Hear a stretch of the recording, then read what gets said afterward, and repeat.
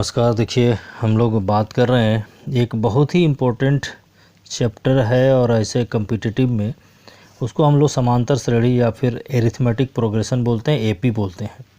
इसमें क्या होता है कि यदि इस तरह का आपका बहुत सारा क्वेश्चन होंगे। देखिए, 2 जोड़ 4 प्लस 6 प्लस 8 करते करते मान लिया 100 बराबर कितना होगा। उस तरह से 22, 26, 22, 26 इस तरह से आगे जाते जाएगा। यहाँ पर कुछ नंबर दिया होगा, इतना बराबर कितना होगा। 100 प्लस 105, 110 करते हैं 995 बराबर। इस तरह से बहुत लंबा लंबा आपको दिया हुआ रहेगा और आपको इसका योगफल तुरंत बताना है। इसके लिए क्या होता है कि एक आपको फार्मूला जानना है और फार्मूला को आपको जानने के लिए क्या है, थोड़ा सा आपको बेसिक भी जानना चाहिए। ठीक है, आप रट के नंबर ले आएंगे मान लिया जाए, लेकिन भी आपको कुछ जानने की ज़रूरत है और जानना चाहिए मेरे ख्याल से, तब आपको जाके कुछ समझ में आएगा। तो इसके लिए क्या है आप देख लेंगे यहाँ पे।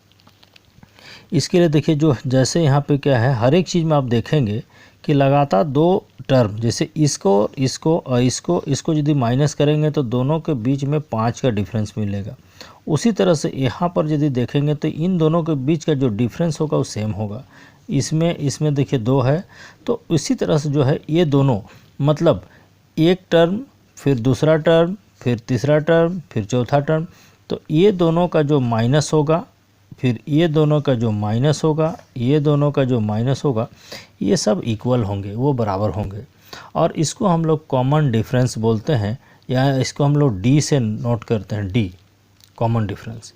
जो पहला टर्म होता है इसको हम लोग ए बोलते हैं, ठीक है, ए बोलते हैं। डिफरेंस को कॉमन डिफरेंस डी बोलते हैं।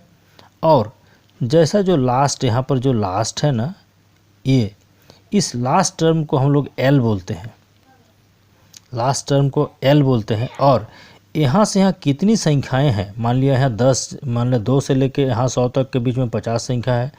इस तरह ये कितनी संख्याएं हैं उसको हम लोग नंबर ऑफ टर्म्स, कुल संख्या हम लोग उसको एन बोलते हैं, इसको हम लोग एन बोलते हैं। तो 4 चीज़ है, पहला टर्म ए हो गया, अंतिम टर्म आपको एल हो गया, दोनों के बीच का जो डिफरेंस है वो डी हो गया, और टोटल कितनी संख्याएं इसके बीच में है उसको हम लोग बोलते हैं एन। और इन सब से मिलकर के एक फार्मूला बनता है, वो है L equal to a plus n minus 1 into d. ये मेन फार्मूला है। बहुत बार इसको सॉल्व करने के लिए इसको छोटा छोटा फार्मूला में तोड़ दिया जाता है। यदि यहाँ पर आप देख रहे हैं, इसी से यदि फार्मूला बनाएंगे तो n बराबर हो जाएगा आपको L minus A by D plus 1। लोग इसी फार्मूला को आपको बता देता है और बोलता है ये ट्रिक है। ट्रिक एक्चुअली ये नहीं है, ट्रिक ये है, ये फार्मूला है, ये आपका यूनिवर्सल फार्मूला है। इसको आप यदि जानेंगे तो सारा का सारा चीज़ आपको निकलेगा। आप बहुत सारा फार्मूला एक साथ याद नहीं कर सकते। तो ये हो गया।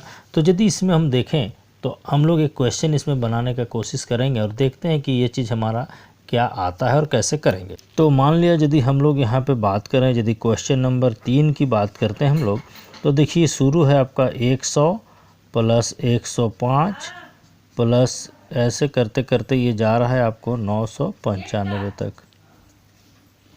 यहाँ 100 फिर 105 ऐसे ऐसे करते करते अंत में 995।